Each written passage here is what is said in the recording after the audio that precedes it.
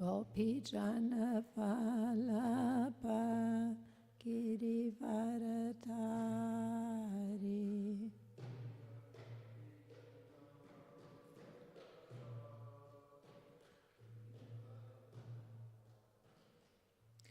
Yasodhanandana Prajajana Ranjana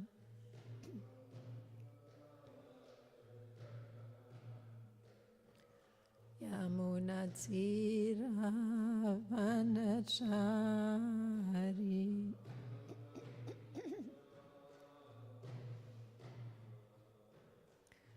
Jaya Radha Madhava Kunja Bihari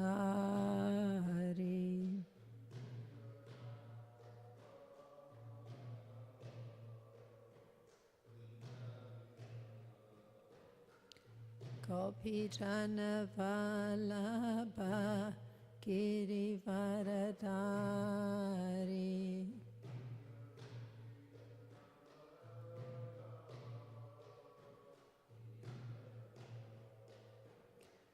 Yasodhanandana Prajajana Ranjana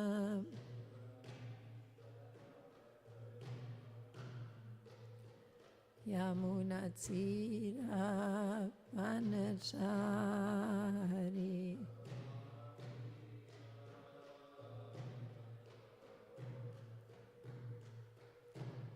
Jaya Radha Madhava Kunja Bihari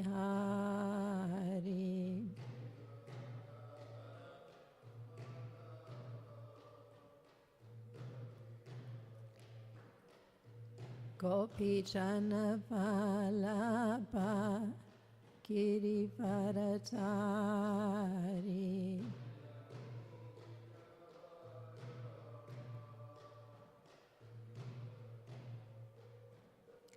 Yasodhanandana Prajajana Ranjana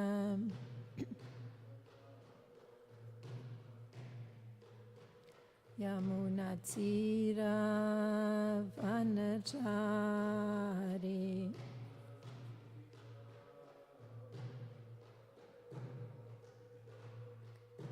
Hare Krishna,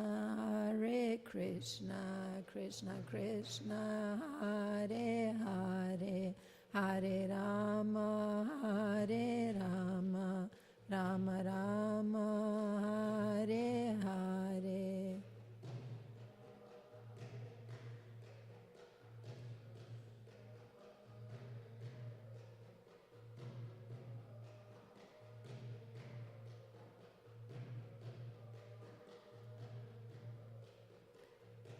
Hare Krishna,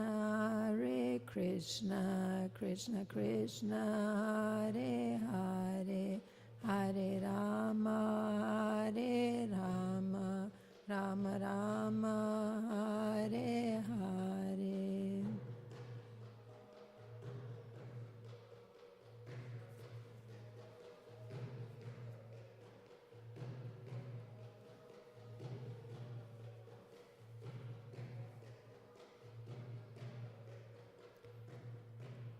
Kishore Kishori ki jai, Jagannath Baladev Subhadra Marani ki jai, Gonitai ki jai, Srila Prabhupada ki jai.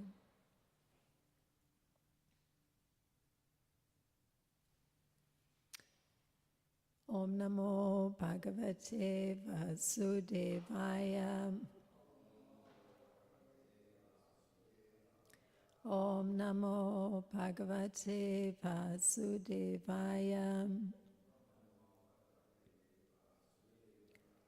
Om Namo Bhagavate Vasudevaya.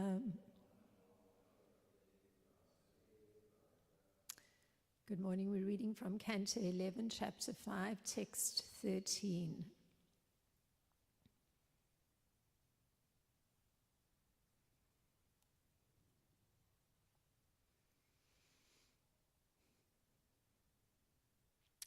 Yat grana bhaksho Vihita surayas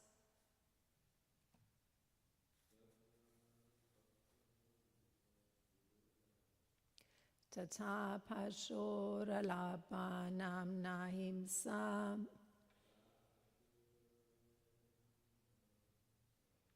evam vyavaya prajaya naratya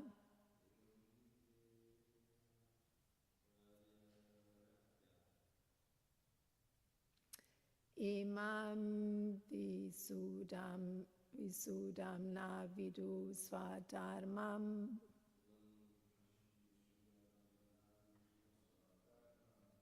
yadgrana bhaksho vihita surayas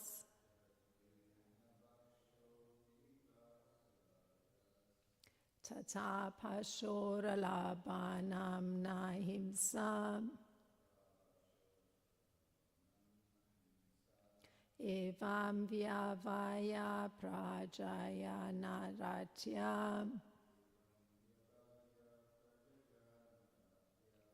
imam vishudam na vidu swadharmam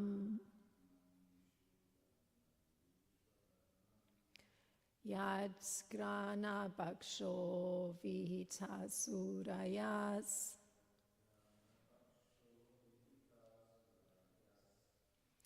tata pashoralabanam nahimsam evam vyavaya prajaya naratya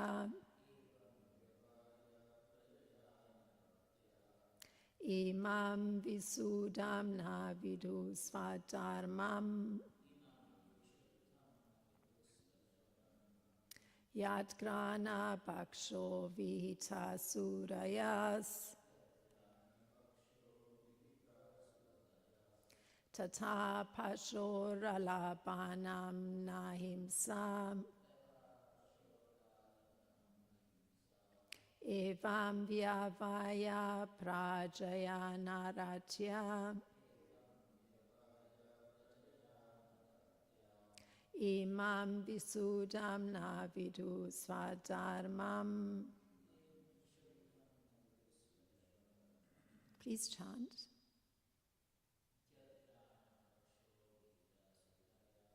Yadgrana bhaksho vihita surayas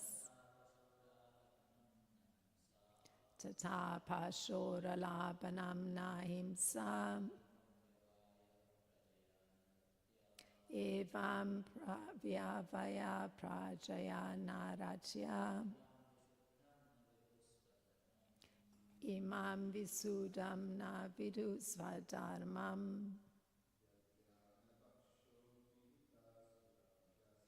yadgrana bhaksho vihita surayas tata pashoralabanam nahimsam evam vyavaya prajaya naratya imam vishudam na vidu swadharmam. The word for word, and this is a translation by the disciples of Srila Prabhupada, as is the purport. Yat, because. Grana, by smell. Bhaksha, the taking. Vihita, is enjoined. Suraya, of wine. Tata, similarly. Pasho, of a sacrificial animal. Alabanam, prescribed killing. Na, not. Himsa, wanton violence. Evam, in the same way. Vyavaya, sex. Prajaya, for the purpose of begetting children. Na, not. Ratya, for the sake of sense enjoyment. Imam, this, as pointed out in the previous verse. Vishuddham, most pure. Navidu, they do not understand. Swadharmam, their own proper duty. And the translation for this text 13. According to the Vedic injunctions, when wine is offered in sacrificial ceremonies, it is later to be consumed by smelling and not by drinking. Similarly, the sacrificial offering of animals is permitted, but there is no provision for wide-scale animal slaughter. Religious sex life is also permitted, but only in marriage for begetting children, and not for sensuous exploitation of the body. Unfortunately, however, the less intelligent materialists cannot understand that their duties in life should be performed purely on the spiritual platform. And the purport by the disciples of Srila Prabhupada. Madhavacharya has given the following statement in regard to animal sacrifice. Yagnesh alabanam proktam devato deshata pasho himsa namatad anyatra tasmat tam nacharet buddha yato yagne mrita urdvam yanti deve cha paitrike ato labat alabanam svagarsya natu maranam. So according to this statement, the Vedas sometimes prescribe animal sacrifice in ritual performances for the satisfaction of the Supreme Lord or a particular demigod. If, however, one whimsically slaughters animals without rigidly following the Vedic prescriptions, such killing is actual violence and should not be accepted by any intelligent person. If the animal sacrifice is perfectly performed, the sacrificed animal immediately goes to the heavenly planets of the demigods and the forefathers. Therefore, such a sacrifice is not for killing animals, but for demonstrating the potency of Vedic mantras, by the power of which the sacrificed creature is immediately promoted to a higher situation. Chaitanya Mahaprabhu, however, has forbidden such animal sacrifice in this age because there are no qualified brahmanas to chant the mantras, and the so-called sacrificial arena becomes an ordinary butcher shop. And in an earlier era, when unscrupulous persons try to establish that animal killing and meat eating are acceptable by misinterpreting the Vedic sacrifices, Lord Buddha personally appeared and rejected their heinous proposition. This is described by Jayadev Goswami. Ninda Shri Yagna Vidher Ahaha Shruti Jatam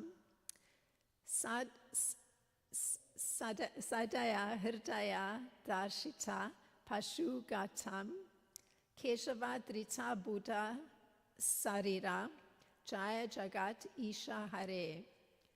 Unfortunately, the conditioned souls are afflicted by 4 imperfections, one of which is the cheating propensity, and thus they tend to exploit the concessions that the Lord mercifully gives to them in religious scriptures for their gradual purification. Rather than follow the Vedas in Vedic injunctions for simultaneously satisfying their senses and gradually elevating themselves, the conditioned souls reject the actual purpose of such apparently materialistic ceremonies and simply become more and more degraded in the ignorance of the bodily concept of life. Thus they fall down altogether from the Varnashram system and, taking birth in violent, non-Vedic societies, foolishly presume the small fragments of universal religious principles prevalent there to be the exclusive religion of the soul. As a result, they fall into fanaticism, embracing merely sectarian, dogmatic views of religion. Such unfortunate persons are completely out of touch with their own eternal function in life and consider things to be vastly different than they are in reality. Om Jnana-Timirandasya Gyananjana Shlakaya Chakshurunmilitam Yena Tasmai Shri Gurave Namaha Shri Chaitanya Manopistam Stapitam Yena Bhutale Svam Rupakadamayam Dadati Swapadantikam Vandeham Shri Guru Shriuta Padakamalam Shri Gurum Vaishnavam Shri Rupam Sagrajatam Sagana Ragutam Vitam Sajivam Sadvaitam Savadutam Parijana Saitam Krishna Chaitanya Devam Shri Radha Krishna Padan Sagana Lalita Shri Vishaka Vitam Shah. Hey Krishna Karuna Sindhu Dina Bandho Jagat Pate Gopesha Gopika Kanta Radha Kanta Namostute Tapta Kanchana Gaurangi Radha Vrindavanishvari Vishabhanu Suti Devi Pranamami Hari Priye Vancha Kalpatarubhyas Chakripa Sindhubhya Evacha Patitanam Pavanebhyo Vaishnebhyo Namo Namaha Namo Om Vishnu Padaya Krishna Pristaya Bhutale Srimati Romapada Swami Iti Namine Namo Om Vishnu Padaya Krishna Pristaya Bhutale Srimati Bhaktivedanta Swami Iti Namine Namaste Saraswati Devi Gauravani Pracharine Nivishesha Sunyavadi Paschatya Deshatarine Jai Shri Krishna Chaitanya Prabhu Nityananda Shri Advaita Gadadhar Shivasadi Gaura Bhakta Vrinda Hare Krishna Krishna Krishna Hare Hare Hare Rama Rama Rama Hare Hare. I'll read the verse again. The translation. According to the Vedic injunctions, when wine is offered in sacrificial ceremony, it is later to be consumed by smelling and not by drinking. Similarly, the sacrificial offering of animals is permitted, but there is no provision for wide-scale animal slaughter. Religious sex life is also permitted, but only in marriage for begetting children and not for sensuous exploitation of the body. Unfortunately, however, the less intelligent materialists cannot understand that their duties in life should be performed purely on the spiritual platform.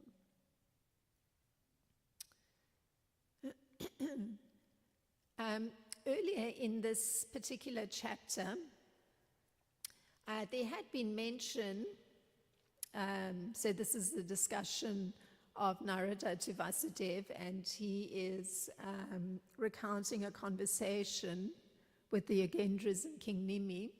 So early in the discussion,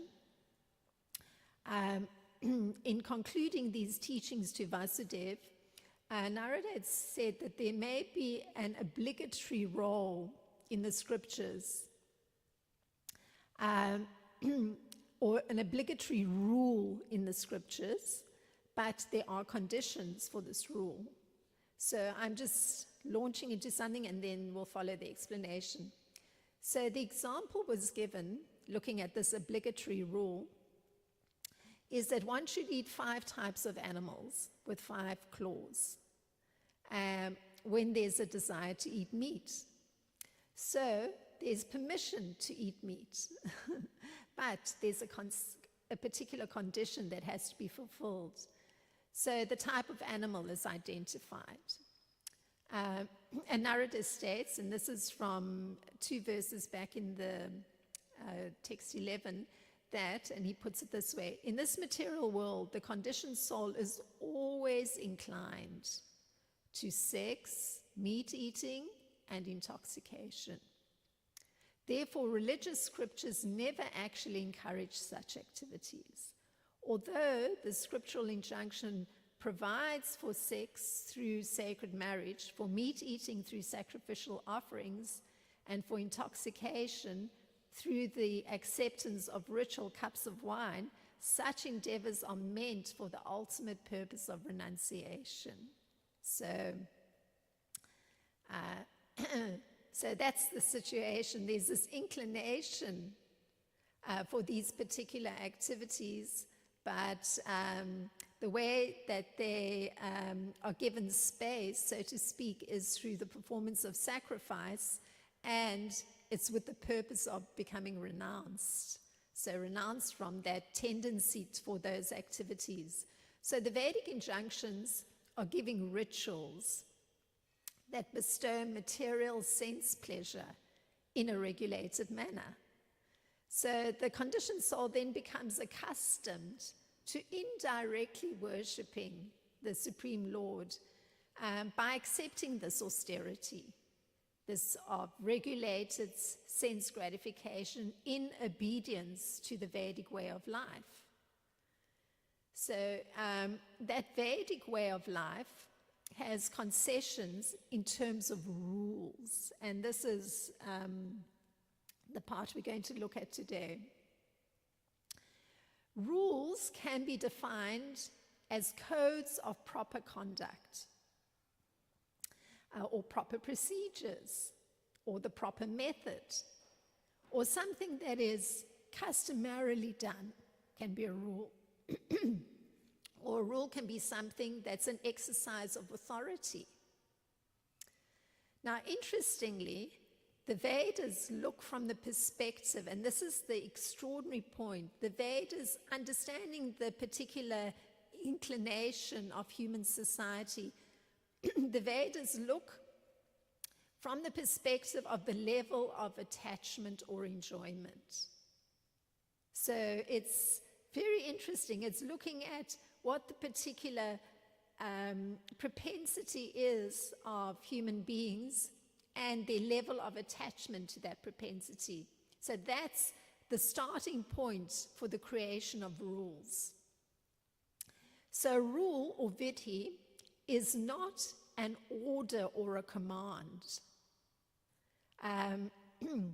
or even an exercise of authority. It is not absolute because of the existence of desires and the existence of other rules. So, and it's not absolute. This particular point is very interesting because of taking into account, always the perspective is the particular desires of the human being, their level of attachment, and the fact that there are other rules that need to be taken into account. So it requires quite a bit of intelligence to accommodate all the different members of human societies with their particular level of attachment. So here's an example, and it's given from Srila Vishwanath Chakravarti Thakur. This is how he gives an example. So it would paint something of the complexity of the existence of many rules. So here's a rule. One should perform Sandhya rites daily. One should take bath in a river during Magda month. One should not bathe at night.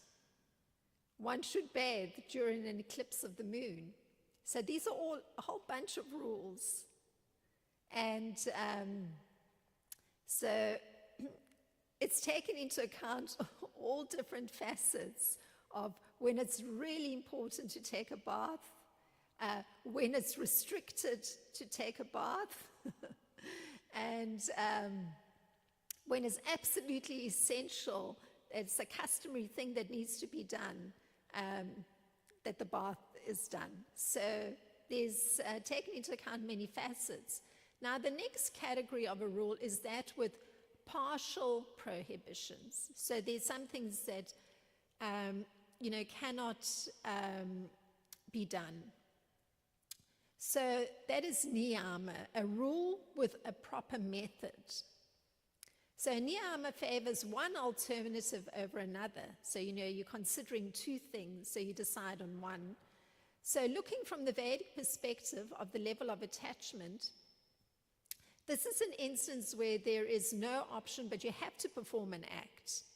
But you have to take in some prohibition that's there. So one will receive criticism if one doesn't perform the act. Or one will be obliged to do some atonement if one performs that particular act. So an example is the following. One should approach one's wife at the proper time. So that's a rule. But notice, proper time. So there's some factor that needs to be taken into account. There's a proper method or proper time. So this implies that the implication is that naturally there's attraction for one's wife. The partial prohibition is the following, because the niyama has some prohibition. One should not approach one's wife during her menstrual cycle. And in fact, in the Parashara Smriti, it says the same point. One should not approach one's wife during her menstrual cycle. Without doubt, such a person will suffer like the killer of a brahmana. It is so serious, the prohibition, actually. So that's the niyama. There's a rule, but there's a proper method, and there's some prohibition involved. Now, the third type of rule is one in which there are conditions within the obligatory rule. So that is called the parisankhya. So there's a specific one thing that needs to be attended to amongst all the various alternatives that are there. So going back to the start of the discussion, one should eat 5 types of animals with 5 nails. So there's an obligatory kind of rule. And it's a rule with a code of the proper procedure that you have to do. So from the Vedic perspective, taking into account the level of attachment, there's this rule that accommodates persons attached to eating meat. When one has a desire to eat meat, one should eat only 5 animals with 5 nails and not others. So that's the prohibition. It's just that category, not the entire category. So this is a rule that exists giving permission when there's that desire to eat meat.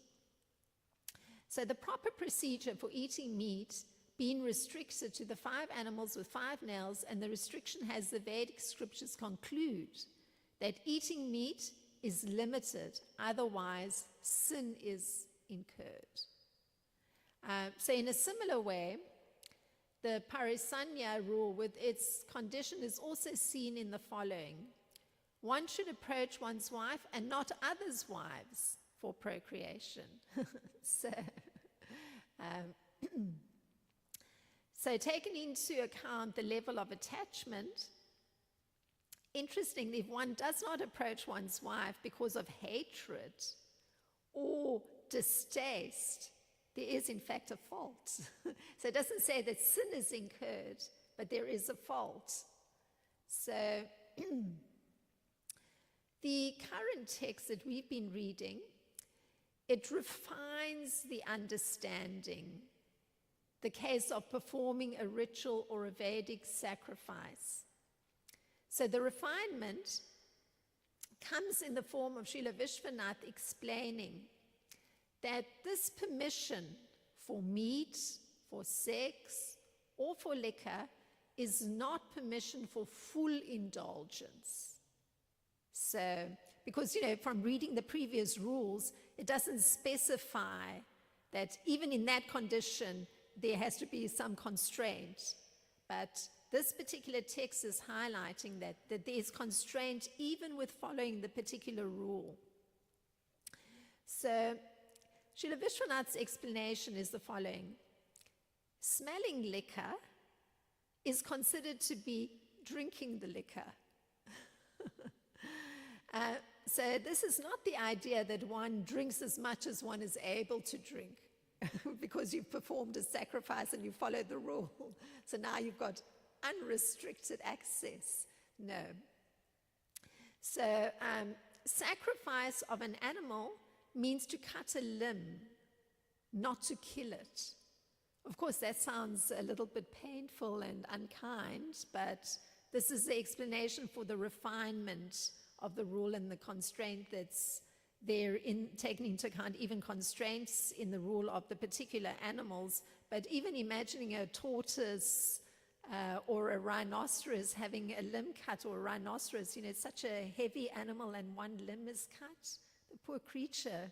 I mean, we've observed there's a very excellent zoo in Chicago which actually does have rhinoceros, and one day we visited and there was a huge mother rhinoceros with a baby rhinoceros playing, and you can see the weight of the animal. They are huge. So imagining cutting one limb, I mean, how the body is balanced seems very cruel, but that's the particular refinement of the rule of that particular category of animals that are permitted for those who wish to eat meat.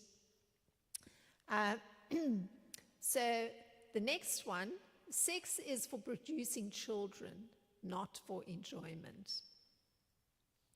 So in terms of the sacrifice of an animal, example, maybe an Ashvamedha yagya or a Gomedha yagya, is sacrifice in which a horse or a bull is sacrificed, but it was not for the purpose of killing the animal. So, there has to be an understanding why the sacrifice is being done and a proper regard for the entity that is being placed on the sacrificial altar. So Srila Prabhupada, he writes that Lord Chaitanya said that such animals sacrificed on the altar of yagya were rejuvenated and a new life was given to those animals. So it's not even as gross as, limb being cut. It's that the animal received a promotion to a higher status. And the purpose of the sacrifice, and it seems interesting that a sacrifice is performed with this purpose, but the purpose was to prove the efficacy of the Vedic hymns. So you actually prove that they actually are so powerful. So interestingly, through the recitation of the hymns, the performer of the sacrifice gets relief from the reaction of sins. So it's benefiting the performer. So those brahmanas that already are so qualified, the benefit that comes to them from testing out the efficacy of the Vedic hymns is that they're getting relief from the reactions of sin. So if such sacrifices were done improperly, then the person performing the sacrifice becomes responsible for the animal getting sacrificed. So such sacrifice is not possible in Kali Yuga. You can see it's such a delicate operation and requiring such a skilled brahmana. So it's not something that's recommended or even possible in this particular age. That's Lord Chaitanya. Because such a skilled person is not there, such a skilled brahmana to conduct such a yagya. So Maharaj Yudhisthira, there's a section in the first canto of Srimad Bhagavatam where he gives an interesting understanding in terms of the performance of Vedic sacrifice. So this is how he puts it. It's kind of a very graphic visual that one gets. He says, as it is not possible to filter muddy water through mud. So you've got the liquid with some mud in it. You're not then going to filter the water, putting it through mud. Or purify a wine-stained pot with wine. It is not possible to counteract the killing of men by sacrificing animals. So this is an interesting idea that's brought in, because it highlights again the responsibility borne by somebody for sacrificing an animal when doing it improperly. So Srila Prabhupada also states that things become impure simply by their touching liquor. So, and he emphasizes that liquor is so impure, because an interesting point is there, like if we were soaking rice, but we happen to forget about it, and 1 month later, when you come to that rice, what you're looking at is liquor. It's no longer soaked rice. So it's very impure. It's like anything that's left in water for a long time, it undergoes some change. So in the case of rice, you would have liquor. So Srila Prabhupada says, so because of this impurity of liquor, you can understand that simply this emphasis that's put in this text, that simply by smelling liquor, it's equivalent to drinking it. It's so potent and intense. So of course, this subtlety of understanding is in contrast to the understanding in the present time, which has distillation of liquor happening on a huge scale. I mean, there's like, if you walk into a liquor store, there's no shortage of the variety of liquor that's been distilled from grapes, or it's come from grapes, or liquor that's come from prunes, or so on and so forth. So, and rice, of course, too. So it's large-scale distillation of liquor that's taking place. And also, the very interesting thing is that liquor is used to sterilize items. So, if one goes into allopathic kind of treatment, which always is very gross, a needle will be sterilized in alcohol. So, the understanding is so different because, from a Vedic perspective, it's actually purification takes place through water, not through alcohol. So, ending on a broader note is Lord Krishna's stating, and this is just looking from a much broader perspective. One who's able to withdraw his senses from sense objects, just as the tortoise draws its limbs within the shell, is firmly fixed in perfect consciousness. So that's the crux of the matter. It's how out of control the senses are, because that's necessitating these kind of special arrangements and attention, if one wants to do it properly in a religious manner, this attention to rules and understanding how to do it properly, and then even you don't get like full access to utilizing the senses. I mean, smell the alcohol, don't drink it after the sacrifice.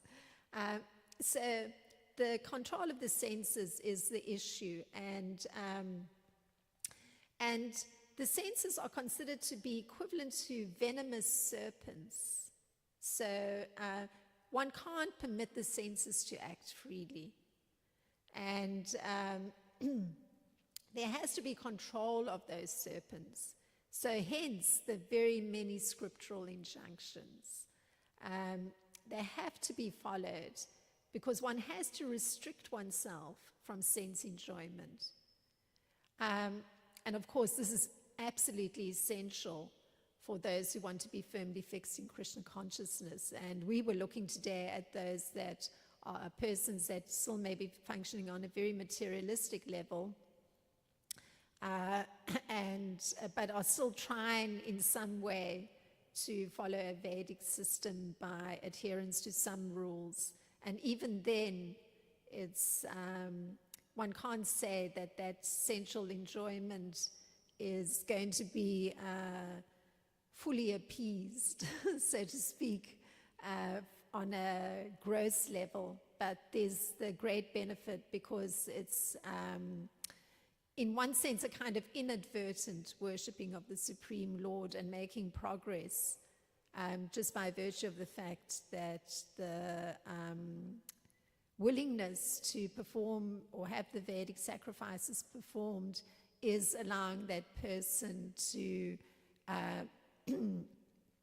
make the connection with the Supreme Lord, and over time the proper understanding comes of the need to restrain the senses. So this was a short breakdown of what was present here. So if there's anything that may expand our discussion, please feel free.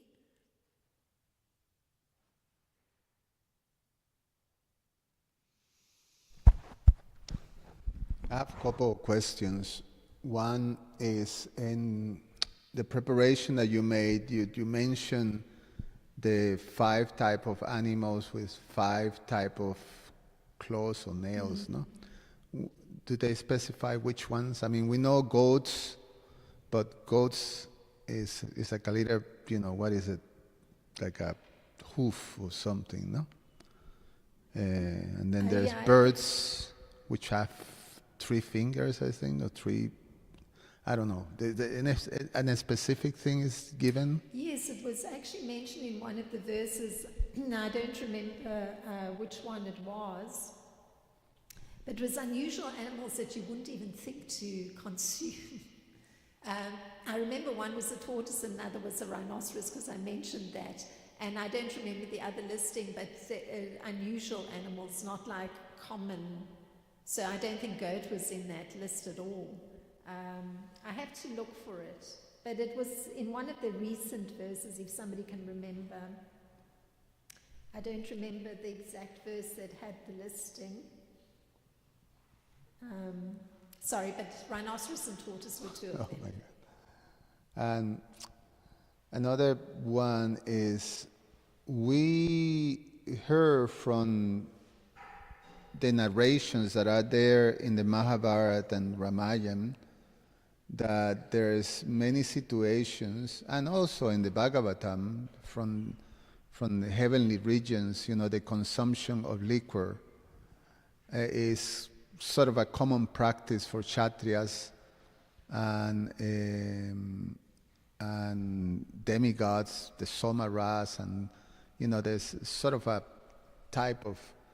We hear, that in Prabhas, the Yadus got completely overtaken by the setup was the drinking of some liquor type of thing, rice base.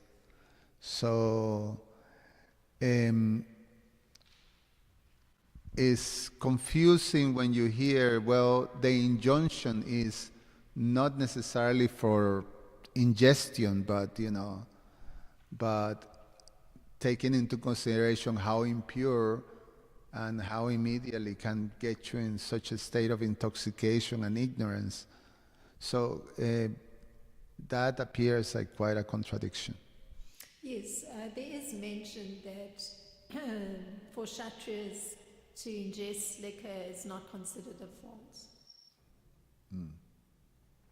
Yeah, I guess it's the whole, just as you mentioned, it's so complicated and complex in terms of the different types of people that, yes, the level of attachment, yeah. So you have to be quite a very tightly organized social system that allows, to control all those different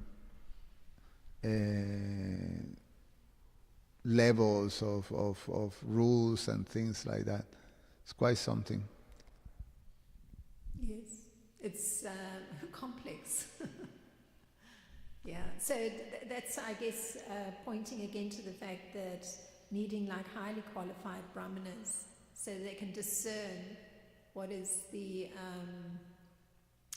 I guess, correct procedure even for a particular person. Because there's a procedure involved with a particular sacrifice. So if one's performing some ritual that involves any of the particular, what would one say, weaknesses present in a particular human being, whether it's that proclivity for sensual enjoyment or for meat eating, for intoxication, the Brahmana would have to make the correct choice. So, I mean, I suppose there's a system for it. I don't know, I'm not familiar with the Karmakanda section of the Vedas. There's one other point that I find it very interesting, that when you follow the proper procedure, it will help you advance towards renunciation. So the process is set up in such a way and works. So even by eating meat, if you do it following the proper procedures, then you advance actually spiritually in one sense, you know. Yes. And which is also a little bit of a, wow. Yes, it's an interesting thing. I mean, like recently I'm dealing with someone who is a die-hard meat eater, and the reaction has come for the meat eating, meaning that cancerous cells have been found in the body, because one of the things that, from an Ayurvedic perspective, that one should never eat is flesh that's been preserved in some kind of way, salts or spices or something. So somebody who's consuming that kind of flesh regularly, the cancer is the outcome. So somebody with that consciousness to try and tell the person, well, here's a listing of things that, foodstuffs that should be taken to prevent the recurrence of cancer. And the whole listing is milk products, buttermilk, selenium-containing vegetables, cauliflower, cucumber, kale, and you think a person who's that immersed, and that is what the proclivity is for sensual enjoyment, preserved flesh, how much of it can actually be translated into being able to switch habits? It seems impossible, because the consciousness is somewhere else. Or even to suggest to such a person that instead of radiating the body, and so killing every organism in the body, losing all the hair, that there's an alternative, that one can go and detoxify the body naturally and allow the body through herbs to heal naturally. But it requires a certain consciousness. So one can understand how long it may take for persons to have to be present performing these kind of rituals and sacrifices, for an understanding to come that, oh, perhaps I need to understand that I should not be eating meat or ingesting liquor. It seems like a long space of time is necessary, and repetitive action to come to a new understanding. That's, sane understanding, a respectful to the creation of the Supreme Personality of Godhead, creating a respectful mood even. That there's restraint of one's senses. It seems, just from dealing with this person, I can understand that it's quite a shift in consciousness that has to happen. I just wanted to correct myself to not advancing spiritually, but advancing. To become renunciant doesn't mean that you're advancing spiritually, but or to gain renunciation, but it's advancing nevertheless. It is advancement, yes.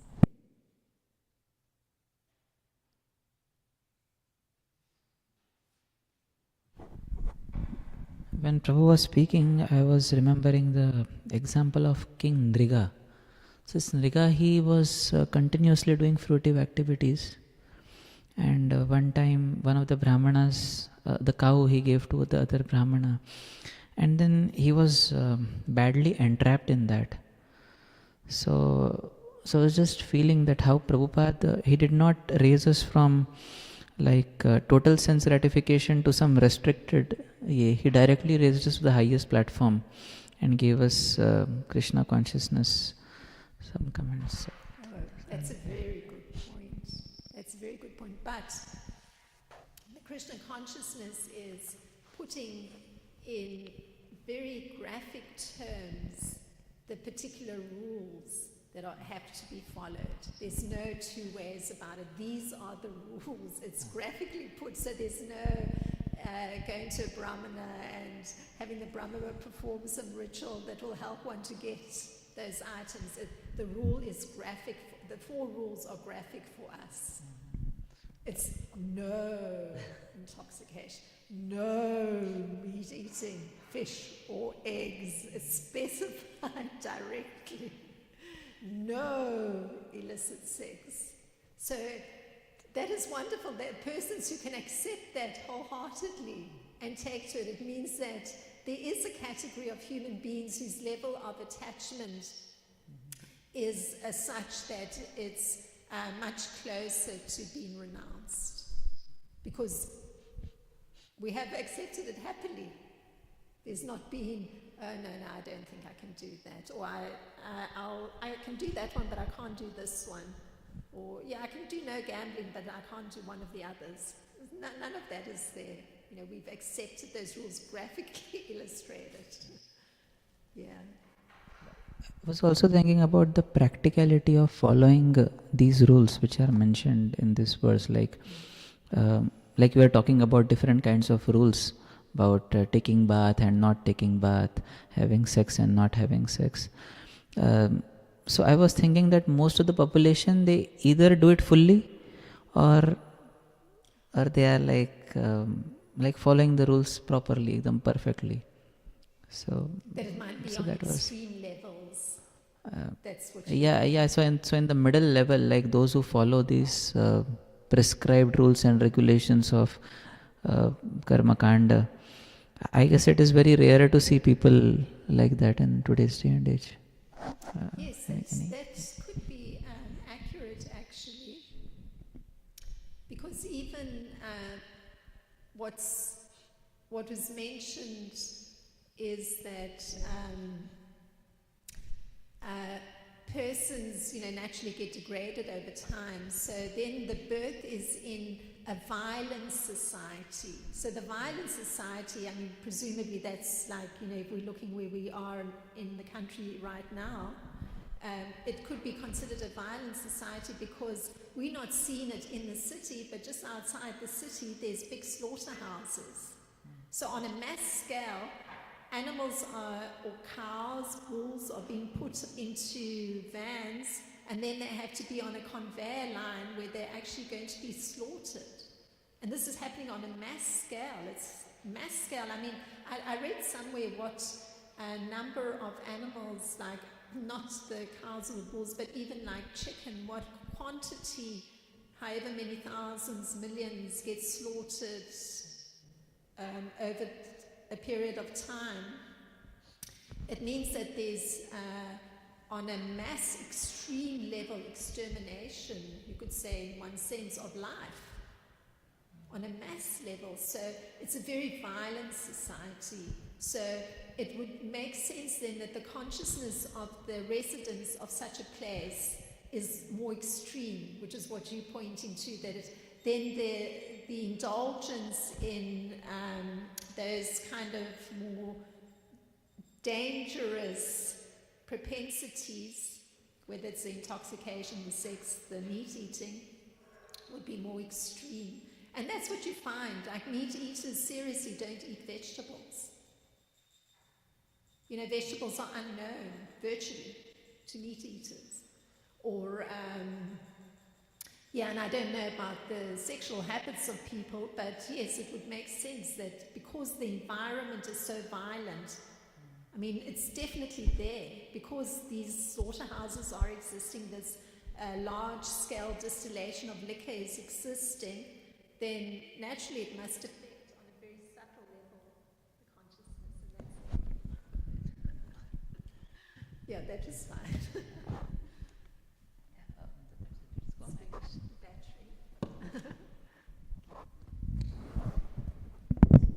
I was also thinking about the application, like related to this. It's working for you. Application of Varnashram Dharma in today's day and age, because there is one place where Prabhupada mentions that 50% of my mission was remaining, and that was Varnashram Dharma. And at the same time, we find the practical application of that Varnashram Dharma, of that middle level, where one is not totally following all the principles of Krishna consciousness, and one is not headlong into sense gratification also.